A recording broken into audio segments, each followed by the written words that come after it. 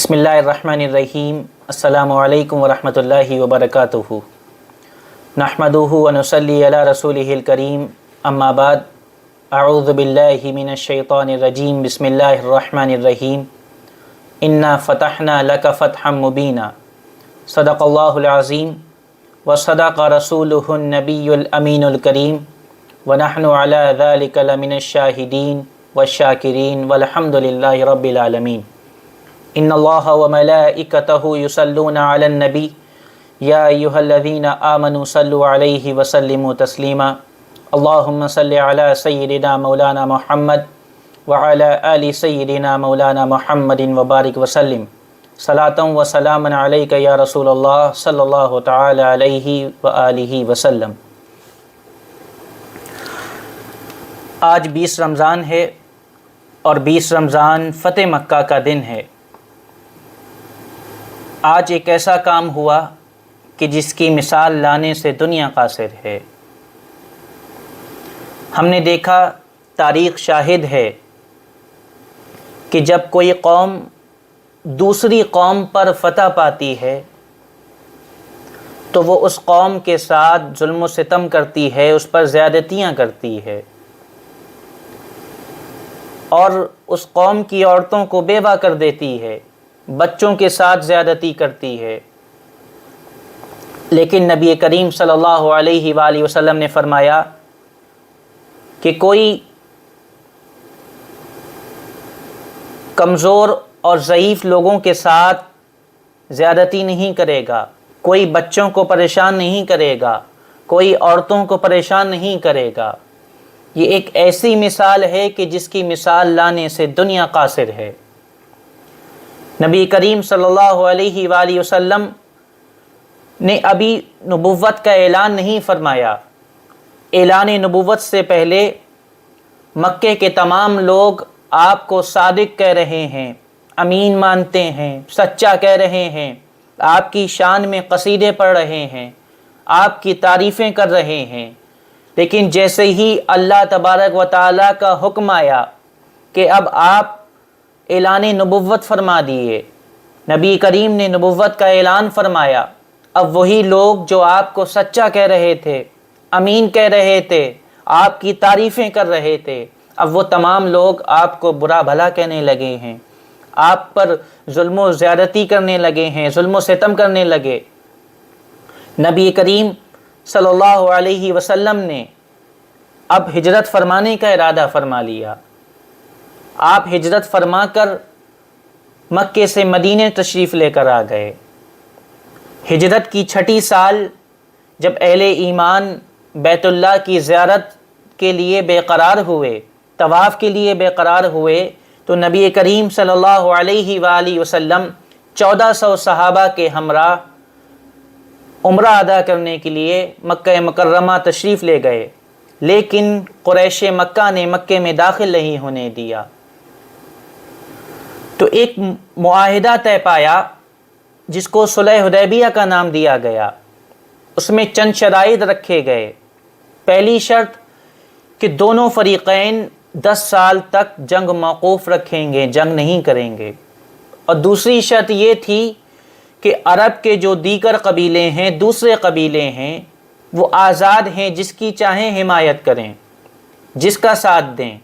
تو 2 قبیلے، ایک بنو خزاعہ اور ایک بنو بکر نامی قبیلہ۔ بنو خزاعہ نے اہل ایمان کی حمایت کی، اہل ایمان کے ساتھ ہو گئے، اور بنو بکر یہ قریش مکہ کے ساتھ ہو گئے۔ یہ دونوں قبیلے آپس میں دشمن تھے، عرصے سے ان میں دشمنی چلتی چلی آ رہی تھی، لڑائیاں ہوتی رہتی تھیں۔ تو بنو خزاعہ یہ اہل ایمان کے ساتھ ہو گیا، اور بنو بکر قریش مکہ کے ساتھ۔ معاہدہ طے ہوا تھا کہ جنگ نہیں کریں گے، لیکن بنو بکر کی ایک شاخ بنو نفاسہ نے بنو خزاعہ پر حملہ کر دیا، جس سے بنو خزاعہ کو نقصان ہوا۔ تو نبی کریم صلی اللہ علیہ وآلہ وسلم نے قریش مکہ کی طرف پیغام بھیجا کہ معاہدہ کی خلاف ورزی ہوئی ہے۔ 3 شرطیں رکھیں کہ جو بنو خزاعہ کو جو نقصان ہوا ہے اس کا بدلہ دیں، یا پھر بنو نفاسا کی حمایت سے دستبرداری کا اعلان کریں، ان کی حمایت نہ کریں، اور تیسری شرط یہ تھی کہ یہ اعلان کر دیں کہ معاہدہ ٹوٹ گیا ہے۔ تو قریش کے ایک نمائندے نے کہا کہ ہمیں تیسری شرط منظور ہے کہ معاہدہ ٹوٹ گیا ہے۔ تو نبی کریم صلی اللہ علیہ وآلہ وسلم 10,000 صحابہ کے ساتھ مکہ مکرمہ تشریف لے گئے، فاتحانہ شان کے ساتھ جا رہے ہیں۔ آج اقتدار نبی کریم صلی اللہ علیہ وآلہ وسلم کے پاس ہے۔ صحابہ یہ سوچ رہے ہیں کہ جنہوں نے ہم پر ظلم و ستم کیا تھا آج ہم ان سے بدلہ لیں گے۔ صحابہ فرما رہے ہیں کہ الیوم یوم الملحمہ، آج بدلہ لینے کا دن ہے، آج ہم پر جو زیادتیاں ہوئی ہیں، جو ظلم و ستم ہوا ہے، آج ہم اس کا بدلہ لیں گے۔ لیکن نبی کریم صلی اللہ علیہ وآلہ وسلم نے فرمایا کہ آج بدلہ لینے کا دن نہیں ہے، الیوم یوم المرحمہ، آج رحم کرنے کا دن ہے، آج عفو درگزر کرنے کا دن ہے، آج معاف کرنے کا دن ہے۔ نبی کریم صلی اللہ علیہ وسلم مکہ مکرمہ تشریف لے گئے۔ وہ لوگ جنہوں نے ظلم و ستم کیا تھا وہ گھبرا رہے ہیں کہ اب ہمارے ساتھ کیا معاملہ ہوگا۔ ابو سفیان گھبرا رہے ہیں۔ نبی کریم نے فرمایا ابو سفیان کو بھی امان دی جاتی ہے، اور جو ابو سفیان کے گھر میں داخل ہو جائے اس کو بھی امان دی جاتی ہے، وہ بھی مامون ہے۔ حرم کے صحن میں قریش کے تمام سردار کھڑے ہوئے ہیں، ان میں وہ لوگ بھی ہیں کہ جنہوں نے نبی کریم کی شان میں گستاخی کی تھی، جنہوں نے نبی کریم پر ظلم و ستم کیا تھا، جنہوں نے نبی کریم پر پتھر پھینکے تھے، جنہوں نے آپ کی راہ میں کانٹے بچھائے تھے، وہ تمام لوگ کھڑے ہوئے ہیں۔ صحابہ منتظر کہ اگر نبی کریم حکم فرمائے تو ہم تمام ظلم و ستم کا بدلہ لیں جو ہمارے اوپر ہوئے تھے۔ تو نبی کریم صلی اللہ علیہ وآلہ وسلم نے قریش مکہ سے مخاطب ہو کر فرمایا کہ بتاؤ تمہیں ہم سے کیا توقع ہے کہ آج ہم تمہارے ساتھ کیا معاملہ کریں گے؟ تو انہوں نے کہا کہ ہمیں آپ سے اچھی امید ہے، آپ کریم النفس اور شریف بھائی ہیں، شریف و کریم بھائی کے فرزند ہیں، بیٹے ہیں۔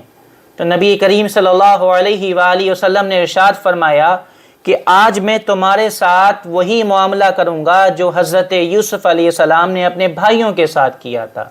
نبی کریم نے فرمایا لا تثریب علیکم اليوم اذهبوا فانتم الطلقاء، آج تمہارے اوپر کوئی الزام نہیں، آج تم سب آزاد ہو، آج تم سب کو معاف کیا جاتا ہے۔ عثمان بن طلحہ کو نبی کریم نے بلایا۔ ہجرت سے پہلے جب نبی کریم صلی اللہ علیہ وسلم مکے میں داخل ہونے کے لیے چابی مانگی عثمان بن طلحہ سے تو انہوں نے انکار کر دیا، چابی دینے سے منع کر دیا۔ تو نبی کریم نے فرمایا تھا ایک دن یہ چابی میرے ہاتھ میں ہوگی۔ تو عثمان بن طلحہ نے کہا اس دن قریش ہلاک ہو گئے ہوں گے۔ نبی کریم نے فرمایا نہیں، زندہ ہوں گے اور عزت پائیں گے۔ تو نبی کریم صلی اللہ علیہ وآلہ وسلم نے عثمان بن طلحہ کو بلایا اور پھر چابی ان کو عطا فرما دی اور فرمایا کہ یہ چابی اب تمہارے ہی پاس رہے گی، جو چابی تم سے چھینے گا وہ ظالم ہوگا۔ تو نبی کریم صلی اللہ علیہ وآلہ وسلم نے ان تمام لوگوں کو معاف فرما دیا کہ جنہوں نے ظلم و ستم کیا تھا، جنہوں نے زیادتیاں کی تھیں، جنہوں نے پریشان کیا تھا، جنہوں نے آپ کو ایذا پہنچائی تھی۔ تو یہ ایک ایسی مثال ہے کہ جس مثال کو لانے سے دنیا قاصر ہے۔ ہم نے دیکھا اسی دنیا میں کہ جب کسی پر ظلم و ستم ہوتا ہے، کسی قوم پر کے ساتھ زیادتی ہوتی ہے، ظلم و ستم ہوتا ہے، تو وہ قوم جب فاتح ہوتی ہے، فتح پاتی ہے، تو وہ اپنے اوپر ہوئے ظلم و ستم کا بدلہ لیتی ہے۔ لیکن یہ اللہ کے رسول ہیں۔ اللہ نے فرمایا وَمَا أَرْسَلْنَاكَ إِلَّا رَحْمَةً لِلْعَالَمِينَ کہ ہم نے آپ کو تمام جہانوں کے لیے رحمت بنا کر بھیجا، اور ہر مذہب ہر فرقے کے لیے رحمت بنا کر بھیجا۔ نبی کریم نے سب پر رحم فرمایا اور سب کو معاف فرما دیا، عفو درگزر فرمایا۔ دعا ہے کہ اللہ پاک ہمیں نبی کریم کی سیرت پر عمل کرنے کی توفیق عطا فرمائے اور آپ کے نقش قدم پر چلنے کی توفیق عطا فرمائے۔ آمین یا رب العالمین۔ وما علینا الا البلاغ۔ السلام علیکم۔